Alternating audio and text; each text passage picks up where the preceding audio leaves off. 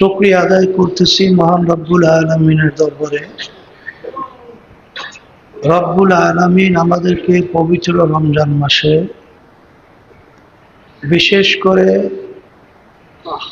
এই তালিম তরবিয়াত প্রতিষ্ঠিত করে গেছিলেন আমার আব্বাজান রহমতুল্লাহি আলাইহি। সেই তালিম তরবিয়াতের মধ্যে আমরা উপস্থিত হতে পেরেছি, শুকরিয়া তান বলি আলহামদুলিল্লাহ।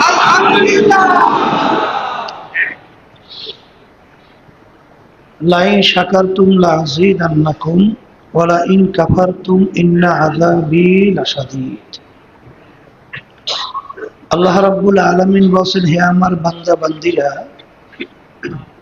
আমার পক্ষ থেকে তোমরা যদি নেয়ামত পাও, নেয়ামতের শুকরিয়া আদায় করো। নেয়ামতের শুকরিয়া আদায় করলে তোমাদের উপরে নেয়ামত আমি আরো বাড়াইয়া দেব। নেয়ামতের ভিতরে সবচেয়ে বড় নেয়ামত হলো নেক কাজ করা, সুযোগ পাওয়া। আল্লাহ রাব্বুল আলামিন আপনাকে আমাকে যত বেশি নেক কাজ করার সুযোগ দিবে, ততই নেয়ামতের ভিতরে আমরা বেশি বেশি আলহামদুলিল্লাহ জড়াইয়া পড়তে পারবো। আলহামদুলিল্লাহ। তালিম তরবিয়াত আল্লাহর কুতুব প্রতিষ্ঠিত করে গেছিলেন। আব্বাজান রহমতুল্লাহি আলাইহি বলতেন, শিক্ষার সাথে দীক্ষা, অর্থাৎ থিওরিক্যালের সাথে প্র্যাকটিক্যাল। প্র্যাকটিক্যাল বলতে আল্লাহ রাব্বুল আলামিন আমাদেরকে তার হুকুম রমজান মাসে রোজা ফরজ করছে। বারবার বলা হইতেছে, আমরা জানিও, শুধু উপবাস থাকার নামই রোজা না। রোজা শব্দের অর্থ বিরত থাকা। রোজা বলা হয় আপনার এর মাধ্যমে সমস্ত পাপগুলোকে জ্বালাইয়া একেবারে শেষ করে ফেলায়।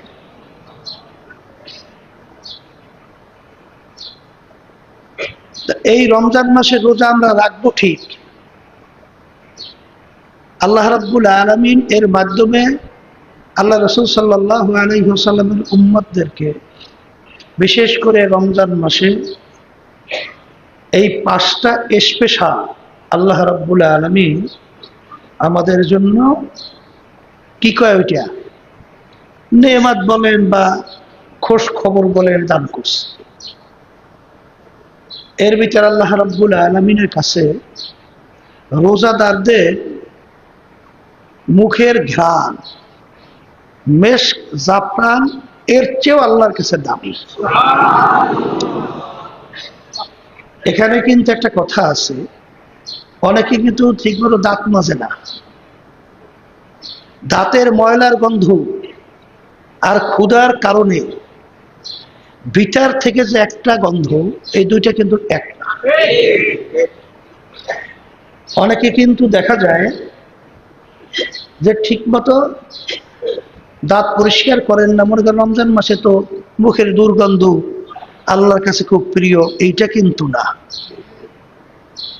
এখানে আপনার পেটে ক্ষুধার কারণে ভিতর থেকে যে একটা আসে, এইটা আল্লাহ রাব্বুল আলামিনের কাছে মেশক জাফরান যত সুগন্ধি বলেন এর চেয়ে উত্তম। এর কারণ কি? এটা কিন্তু আসলে প্রেমিক প্রেমিকার একটা সম্পর্কের বলে। তা কেমন? দেখবেন যাকে আপনি মহব্বত করেন, তার যে কোনো বিষয় আপনার কাছে কিন্তু খারাপ লাগবে না। অন্যের চোখে ওটা খারাপ, কিন্তু আপনার কাছে ওটা কিন্তু ভালো। এই জন্য একটা কথা আছে না, যে যাকে দেখতে পারে না সে সোজা হয়ে হাঁটলেও মনে হয় যেন ওইটা বেঁকা হয়ে হাঁটছে, আর যাকে দেখতে পারে আর হাজার দোষ হোক তার কাছে দোষ মনে হয় না। তা আল্লাহ রাব্বুল আলামিন রোজাদারদেরকে এত মোহাব্বত বা এত পছন্দ করে যে তার মুখের ঘ্রাণ পর্যন্ত আল্লাহর কাছে অনেক দামি। রমজান মাসের ভিতরে আল্লাহ রাব্বুল আলামিন ফেরেশতাদেরকে হুকুম করেন দৈনিক বেহেশতকে সুসজ্জিত করা হয়। যেমন উদাহরণ আপনারা তো জানেন যে নতুন মেহমান আসবে, আগে থেকে একটা প্রস্তুতি থাকে না মেহমানের গুরুত্ব। তাই ঠিক রমজান মাসের রোজার মাধ্যমে আল্লাহ রাব্বুল আলামিন বেহেশতকে সুসজ্জিত করে। আর এই রোজাদারদের জন্য এই বেহেশত প্রতিদিন সুসজ্জিত করা হয়, যে রোজাদারদেরকে আল্লাহ রাব্বুল আলামিন এই চিরস্থায়ী শান্তির জায়গা বেহেশতে জায়গা দেওয়ার জন্য। রমজান মাসের ভিতরে শয়তানকে বন্দী করা হয়। কি করা হয়? শয়তানকে বন্দী করা হয়। বেহেশতের সমস্ত দরজাগুলো খুলে দেয় আর জাহান্নামের দরজাগুলো আটকে দেওয়া হয়। শয়তানকে বন্দী করে, কিন্তু এরপরেও তো দেখা যায় যে এক শ্রেণী আল্লাহর বান্দারা আছে, এক শ্রেণী আল্লাহর বান্দিরা আছে যে আগে গুনাহ করতো এখনো করে, আছে না? কিন্তু শয়তান যে বন্দী এরা বাস্তবে কিন্তু বোঝা যায়। কিভাবে বোঝা যায়? দেখবেন অন্য সময় যারা টুপি টুপি মাথায় পড়তো না, অন্য সময় দেখবেন নামাজে মসজিদে যাইতো না, অন্য সময় তাসবিহ একটু আল্লাহর জিকির করতো না, কিন্তু রমজান মাসের ভিতরে দেখবেন আলহামদুলিল্লাহ অনেক সময় সুরমা টুরমা লাগাইয়া, আতর টাতর লাগাইয়া, সুন্দর জামা টামা পরিয়া, তারপর টুপি মাথায় রাইখা আলহামদুলিল্লাহ তাসবিহ দেখবেন একটা হাতে নিয়ে, তারপরে দেখবেন আলহামদুলিল্লাহ আল্লাহর জিকির করে, এরপরে নামাজে যায়। রমজানের মুসল্লির সংখ্যা বাড়ে না? কি ব্যাপারটা কি? তাহলে বুঝতে হবে যে শয়তান বন্দী হয়েছে, ঠিক কিনা? নাহলে ওর ভিতরে ন্যাক করার আগ্রহ বাড়লো কেন? অন্য সময় ন্যাক করার যে আগ্রহ ছিল, কিন্তু রমজানের ভিতরে ন্যাক করার আগ্রহ ব্যতিক্রম হয়েছে না? তাহলে বোঝা গেল শয়তান বন্দী হয়েছে। কথা ঠিক কিনা? এখন কথা হলো, এরপরেও দেখা যায় এক শ্রেণীর আছে এরা আগেও যেরকম গুনাহ করত হবো এরকম গুনাহই করে। তা আব্বাজান রহমতুল্লাহ একটা কথা বলতেন যে শোনো, একটা মেশিন ইঞ্জিন ও যখন চলতে থাকে তখন তো ও নিজে চলে, ওর সঙ্গে যা বাইন্দা দেয় ওগুলো নিয়ে দৌড়ায়, লঞ্চ দৌড়ায়, কিন্তু যখন নাকি ও থামায় তখন দেখবেন আস্তে আস্তে থামতে থামতে কিন্তু সময় লাগে। লাগে কি লাগে না? তাই প্রথম তো আল্লাহ রাব্বুল আলামিন 10 দিন রহমতে ভরা, 10 দিন কি স্পেশাল রহমতের জন্য রমজানের প্রথম 10 দিন আল্লাহ রাব্বুল আলামিন রাখছেন। তাই প্রথম যখন শয়তান বন্দী হয়েছে দেখবেন ওই আস্তে আস্তে 10 দিনের ভিতরে প্রথম যে অবস্থা ছিল গুনার মাত্রা, ওর মাত্রা কিন্তু আস্তে আস্তে একটু কমতে থাকে। খেয়াল করে দেখে একটু কমতে থাকে। এরপরে দেখবেন একটু রোজাদারদেরকে একটু ইফতারি করাবার জন্য তারপর দেখবেন যে একটু আগ্রহ প্রকাশ করে, এরপর দেখবেন দান সৎকে একটু বাড়াই দেয়, কি দেয় কি দেয় না? এরপরে দেখবেন যে আস্তে আস্তে শেষ দিকে অনেক যারা নাকি আগে খুব বেশি গুনাহ করার ভিতরে প্রবণতা ছিল, পরবর্তীতে আলহামদুলিল্লাহ অনেকটা কিন্তু কমে আসে। বলে হুজুর তারপরেও তো এক শ্রেণী দেখি আগে যেরকম করত গুনাহ হুবাহু শেষ পর্যন্ত একই ধরনের। তাই ব্যাপারটা কি? বলে ব্যাপার হলো অনেক মুসল্লি অনেক নামাজি নামাজ পড়ে কিন্তু ঈমান নাই। কি নাই? বলেন না? তাই যাদের ঈমান নাই ওদের রোজার মূল্যটা কি? ওদের নামাজের মূল্য কি? ওদের শয়তান মাচানের মূল্য কি? কোনো মূল্য নাই। ওই এক আল্লাহর ওলি দেখে রাস্তার ভিতরে ওই খাতা মুড়ে দিয়েই বলে ঘুমাইয়ে রয়েছে, বুঝলেন? ঘুমাইয়ে রয়েছে। ঘুমাইয়ে রয়েছে রাস্তার ভিতরে, গাড়ি ঘোড়া চলতে অসুবিধা হয় না? অসুবিধা। এখন একজনে যাইয়া ধাক্কা দিয়েছে, এই বেটা তুই রাস্তার ভিতরে শুয়ে রয়েছ কেন? গাড়ি ঘোড়া চলতে অসুবিধা হয়? তুই কে? কলে আমি ইবলিশ শয়তান। তো ইবলিশ শয়তান, তুই খাতা মুড়া দিয়ে টান টান করে ঘুমাও, ইবলিশ শয়তানের কাজটা কি? ইবলিশ শয়তানের কাজ হইল ইন্না শাইতানা লাকুম আদুউন ফাত্তাখিযুহু আদুওয়া। ইবলিশ শয়তান হলো বনি আদমের জাহের বাহের বাণী, প্রকাশ্যে গোপনে শত্রু। কে বলছেন? আল্লাহ বলছেন। আচ্ছা, ইবলিশ শয়তানকে যখন আল্লাহ রাব্বুল আলামিন চিরতরে জাহান্নামের হুকুম দিয়ে বের করে দিল, তখন ইবলিস আল্লাহর সামনে কসম করছিল না? কি বলছে? হে আমার দয়ার মালিক, যখন তুমি বনি আদমের উসিলা আমাকে চিরতরে জাহান্নামের হুকুম দিয়েই ফেলছো, তাই তোমার ইজ্জতে জালালের কসম খাই আমি বলছি, আমি এই বনি আদমকে জাহান্নামে না নিয়ে ছাড়বো না। তাইলে বনি আদমকে জাহান্নামে না নিয়ে ছাড়বি না? বলতে মালিক আমার কিছু সুযোগ দেওয়া লাগবে। কি সুযোগ চাও? বলে আমি যেন বনি আদমের সামনের থেকে, পিছনের থেকে, ডান থেকে, বাম থেকে, উপর থেকে, নিচ থেকে, চতুর্দিক থেকে যেন আমি ঢুকতে পারি, ঢোকা দিতে পারি। বলে যা, দিলাম, খবর দিলাম, যা ঠিক আছে তুই চাইছো, দিয়ে দিলাম, যা। কিন্তু তুই মনে রাখিস ইবলিস, আমার বান্দাবান্দীদেরকে তুই যত ধোকা দিয়া পাহাড় পরিমাণ গুনাহ করাবি, এমনকি শিরকের মতো গুনাহ করাবি, কিন্তু তুই মনে রাখিস আমার বান্দাবান্দী যখন দিলটাকে নরম কইরা তওবা কইরা যখন আমার কাছে মাপ চাওয়ার মতো চাবে, আমি জীবনের আর সব গুনাহ মাফ করে দেব। শুধু মাফ করবো তা না, ওই গুনাহকে নেকের দ্বারা পরিবর্তন করিয়ে দেব। আচ্ছা, এখন ইবলিশ শয়তান ও তো খাতা মুড়া দিয়ে ঘুমায়। কি ব্যাপার? তোর কাজ কি? তোর কাজ তো হলো দাগা দেওয়া, ধোকা দেওয়া, বনি আদমকে ধোকায় ফেলাইয়া তারপর গুনার ভিতরে লিপ্ত করা। তুই এরকম খাতা টানমুড়ি করে ঘুমাও খা। তখন ইবলিশ শয়তান বলছিল এগুলো শিক্ষার জন্য, বুঝছেন? উপদেশ। এগুলা কিসের জন্য? শিক্ষার জন্য, উপদেশ। এর থেকে মানে গ্রহণ করা, এবারাত। কথা বোঝেন নাই? তো ইবলিশ শয়তান বলতেছে যে আমি পেনশন পাইছি, মানে পেনশন, রিটায়ার্ড করছি। কি রিটায়ার্ড করছো? কলে ব্যাপার হলো আমি আমার কিছু শাগরেদ বানাইছি, আমার কিছু শাগরেদ বানাইছি।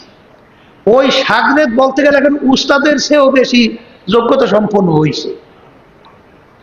মানে আমার যে কাজগুলো এখন আমার শাগরেদেরা ওই কাজগুলো সুন্দর মতো করতে পারে, এই জন্য আমি একটু মানে পেনশন পাইছি, এই জন্য আমি একটু বিশ্রাম করি। এক শ্রেণীর দেখবেন হাদিসের মধ্যে আসছে, আল্লাহ রাসূল সাল্লাল্লাহু আলাইহি ওয়াসাল্লাম বলেন, আল্লাহর বান্দাবান্দির এরকম কিছু আছে, আমার এরকম কিছু উম্মতের আছে, ইয়াদুহু ইয়াদুল্লাহ, আইনুহু আইনুল্লাহ, লিসানুহু লিসানুল্লাহ। বান্দাবান্দিরা আল্লাহর হুকুম অনুযায়ী, আল্লাহ রাসূলের তরিকা অনুযায়ী চলতে চলতে এরকম একটা অবস্থায় তারা পৌঁছা যায়, আল্লাহ রাসূল সাল্লাল্লাহু আলাইহি ওয়াসাল্লাম বলে মনে হয় যেন তাদের হাত আব্দুল করিমের হাত। আসলে তাদের হাত আব্দুল করিমের হাত না, ওই হাত দুইটা আল্লাহর কুদরতি হাতে পরিণত হয়ে যায়। চক্ষু দুইটা দেখলে মনে হয় চক্ষু দুইটা আব্দুল করিমের চক্ষু, রহিমা খাতুনের চক্ষু।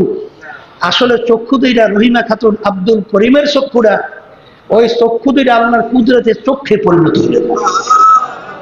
হ্যাঁ, হাত হয়ে যায় আল্লাহ, চক্ষু হয়ে যায় আল্লাহ, পা হয়ে যায় আল্লাহ, সমস্ত অঙ্গ প্রত্যঙ্গ হয়ে যায় আল্লাহ। আমি বলছি না, আল্লাহ রাসূল সাল্লাল্লাহু আলাইহি ওয়াসাল্লাম বলছেন। কথা বলেন। তাইলে ব্যাপারটা কি? তাইলে যদি আল্লাহ বা আল্লাহ রসুলের হুকুম অনুযায়ী বন্দাবাদি চলতে চলতে যদি সমস্ত অঙ্গ প্রত্যঙ্গ দেখতে মনে হয় আব্দুল করিম গোয়াতে হইয়া যায় আমার মালিকের কুদরতি, কথা ঠিক কিনা? তাহলে এইটা যদি এরকম হয়, তাহলে এক শ্রেণীর আল্লাহর বান্দাবান্দিরা শয়তানের পথে চলতে চলতে, শয়তানের সাগরেদ হইতে হইতে, শয়তানের কথা অনুযায়ী চলতে চলতে, তাহলে এক শ্রেণীর ওগুলার হাত শয়তানের হাত হইতে পারে না? কথা বলেন না কেন? পারে না? ওর জিহ্বাটা শয়তানের জিহ্বা হইতে পারে না? ওর চক্ষু দিরা শয়তানের চক্ষু হইতে পারে না? আর অঙ্গ প্রত্যঙ্গ শয়তানের অঙ্গ প্রত্যঙ্গ হইতে পারে না? এই জন্য শয়তান পেনশন পাইছে, বুঝলেন? এখন ওই শয়তান আর লাগে না, এখন ও শয়তানের চেয়ে বড় শয়তান। এই এমন এক শ্রেণীর আল্লাহর বান্দা বান্দিরা আছে, ওদের কার্যক্রম দেখে শয়তানেও হাসে, কথা বলে না? কেডা হাসে? শয়তানও হাসে। অনেক আছে মুসলমান দাবি করে, অনেক হুজুরও সাজছে, ইমান নাই। তাই যেগুলোর ইমান নাই এগুলোর বিচার আল্লাহর ভয় ভয় দূর। এগুলো আবার শয়তান বন্ধ করলেও দেখো না, ও নিজেই তো শয়তান হয়ে গেছে, ও নিজেই কি শয়তান হয়ে গেছে। এই জন্য ওদের কোনো পরিবর্তন নেই। কিন্তু যাদের বিচারে কিঞ্চিত পরিমাণ ইমান আছে, রমজান মাসের মধ্যে তাদের আমলের বিচার পার্থক্য আসবেই আসবে, কথা ঠিক কিনা? কারণ শয়তান বন্দী, শয়তান কি বন্দী। শয়তানের কাজ কি? আল্লাযী ইউওয়াসউইসু ফি সুদুরিন নাস মিনাল জিন্নাতি ওয়ান নাস। আমি বলছি না আল্লাহ বলছেন? শয়তান বনি আদমকে কি দেয়? ওয়াসওয়াসা দেয়। কি দেয়? ওয়াসওয়াসা দেয়। ওয়াসওয়াসা দেয় কি? ভালো কাজে না, কি খারাপ কাজের ভিতরে ঢুকাবার জন্য ওয়াসওয়াসা দেয়। আর ওয়াসওয়াসা দেয় এইটা বাস্তবায়নের জন্য ওই যে ভিতরে বাদশা নফস, ওইটা বাস্তবায়ন করে, কথা বোঝেন? এই জন্য আব্বাজান রহমতুল্লাহি আলাইহি প্রায় উদাহরণ দিয়ে বলতেন না, কি বলতেন? শয়তান হইল প্রধানমন্ত্রী, উজিরে আলা, বুঝেন? প্রধান পরামর্শদাতা, আর ভিতরে নফস হইল বাদশা। নফস কি? দেখবেন যুদ্ধের কতগুলো কৌশল আছে। কি কৌশল? যুদ্ধে জয় করতে হলে প্রথম কিন্তু বাদশাকে ধরে না, বাদশার উপরে হঠাৎ আক্রমণ করে। আগে তার পাশের যত পরামর্শদাতারা আছে, মন্ত্রী পরিষদ যত পরামর্শদাতা আছে, এদেরকে প্রথম টার্গেট করে। টার্গেট করে দেখবে এদের কাকে দুর্বল করার পরে তারপর বাদশাকে ধরে। কি যুদ্ধের এটা নিয়ম কিনা? তাহলে এখানে শয়তান হইল ওই যে বাদশা নামক নফস আম্মারা, ওকে পরামর্শ দেয়। এখন শয়তান যখন নাকি বন্দী, শয়তান কি বন্দী, এখন শয়তান যখন বন্দী হয়েছে, এখন যুদ্ধ করা লাগবে নফসের সঙ্গে, বাদশা নামক নফসের সঙ্গে, কথা বলে না? কি সঙ্গে যুদ্ধ? এই নফস নামক বাদশার সঙ্গে যুদ্ধ করতে হবে। আর এই যুদ্ধটা কিন্তু ছোটখাটো না। আল্লাহ রাসূল সাল্লাল্লাহু আলাইহি ওয়াসাল্লাম বলছেন, রজানা মিন জিহাদিল আসগরি ইলা জিহাদিল আকবার। আমার সাহাবারা, আমরা ছোট যুদ্ধের থেকে বড় যুদ্ধের দিকে রওনা করছি, রওনা করলাম। ছোট যুদ্ধের থেকে বড় যুদ্ধের দিকে রওনা করলাম। এই আল্লাহর বান্দারা, এই হাদিস কি সহিহ না? কথা বলে না, সহিহ না? সহিহ হাদিস। তাই সহিহ হাদিস হইলে সাহাবায়ে কেরাম বলতেছেন, আল্লাহ রাসূল সাল্লাল্লাহু আলাইহি ওয়াসাল্লাম, এখন মাত্র যুদ্ধ করলাম, আমাদের অনেক লোক শাহাদাত বরণ করছেন, কথার কথা আমরা অনেকে পঙ্গু হয়ে গেছি, কত ভয়াবহ যুদ্ধ হলো, এর চেয়ে আবার বড় যুদ্ধ কোনটা?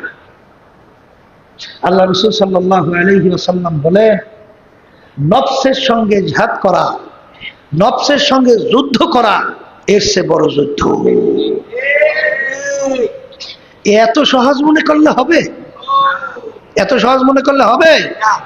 এই জন্য কিতাবের ভিতরে আসছে মানা আরাফা নাফসাহু ফাকাদ আরাফা রাব্বাহ, যে নিজের নফসের পরিচয় লাভ করতে পারবে সে আল্লাহর পরিচয় পেয়ে যাবে। নফসের সঙ্গে জিহাদ করা কি এত সহজ? এত সহজ মনে করছে না। যদি সহজই হতো তাহলে আল্লাহ রাসূল সাল্লাল্লাহু আলাইহি ওয়াসাল্লাম এটাকে বড় যুদ্ধ বললেন কেন? তাহলে বুঝতে হবে ব্যাপারটা তো সহজ না, বড় কঠিন। এই জন্য আল্লাহর ওলিদের ইতিহাস বললে দেখবেন তারা মৌত পর্যন্ত নফসের সঙ্গে জিহাদ করতেই হয়েছে। কারণ কি, নফসের সঙ্গে জিহাদে যদি কেউ ঠগে তাহলে চিরতরে জাহান্নামী। কথা বলে না, চিরতরে জাহান্নামী।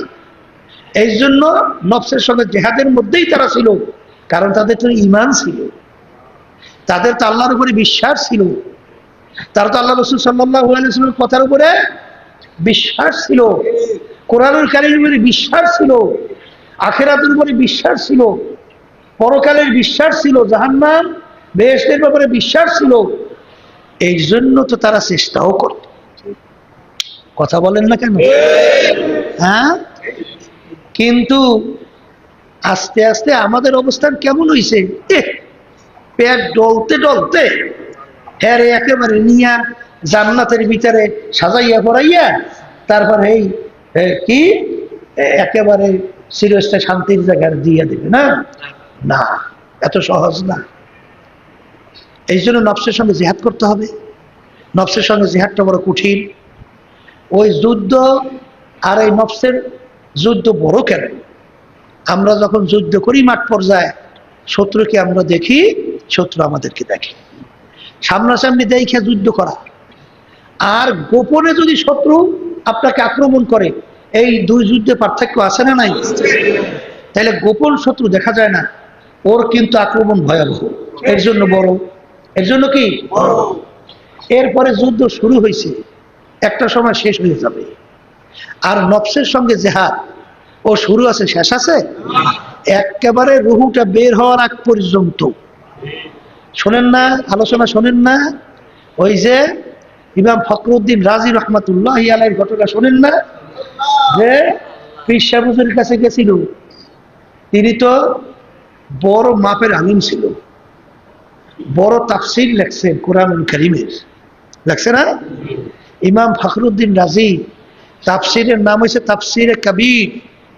হ্যাঁ, আল্লাহর বান্দা কি বলছে?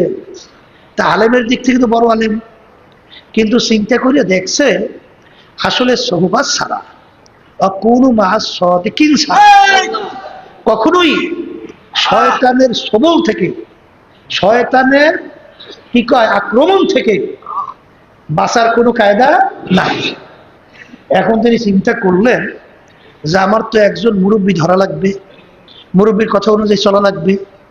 তাই তিনি যখন নাকি শাইখের কাছে গেলেন, নাজিমুল কুবরা রহমাতুল্লাহি আলাইহি, তার কাছে যখন গেলেন তিনি জিজ্ঞাসা করেন, বাবা আপনি কোন ফখরুদ্দিন? ওই যে শুনছি ফখরুদ্দিন রাজি বিশ্ববিখ্যাত আলেম। কলে হুজুর আমি সেই ফখরুদ্দিন রাজি। কলে বাবা আমি আপনাকে মুরিদ করতে পারবো না। কলে হুজুর কেন? কলে বাবা তোমার ভিতরে এত এলেমের গরম, এত বেশি এলেম তোমার ভিতরে ঢুকছে। এলেম ঢুকছে বলতে বুঝাইতে চাইছে আমি বড় আলেম। বর্তমানে বাংলাদেশের ভিতরে আছে না, বিভিন্ন জায়গায় আছে না? তা এরকম বড় আলেম।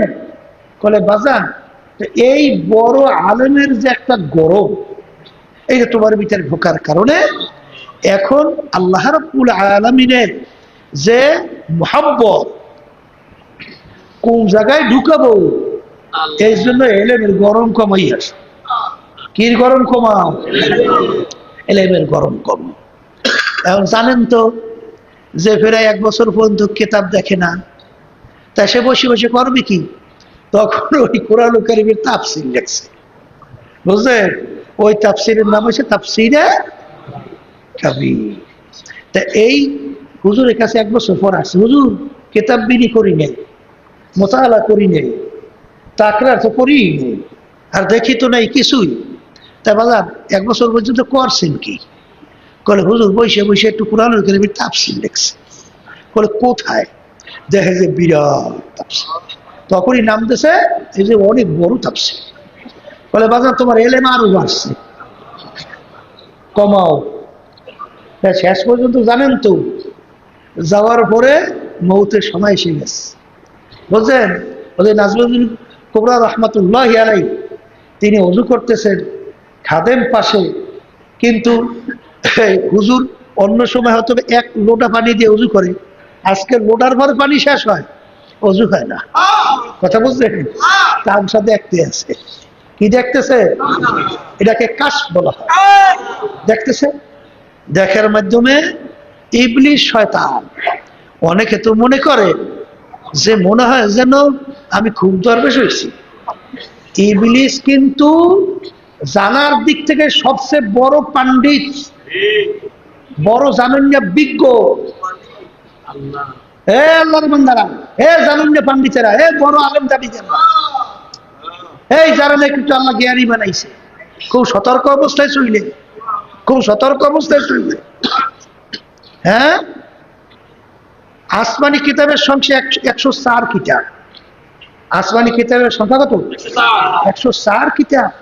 এর ভিতরে 4 কিতাব বড়, কোরআনুল কারীম, তাওরাত, ইনজিল, জাবুর। এই 104 কিতাবের ইলম আল্লাহ রাব্বুল আলামিন ইবলিসকে দান করছে। কথা বুঝলেন না? হ্যাঁ, আচ্ছা বলেন তো 104 কিতাবের ইলম জানুন না, এই আলেম আছে কয়জন? আছে? একজনও আছে? তাহলে জানার দিক থেকে বড় আলেম, বড় জানাইন্যা পণ্ডিত ইবলিস না?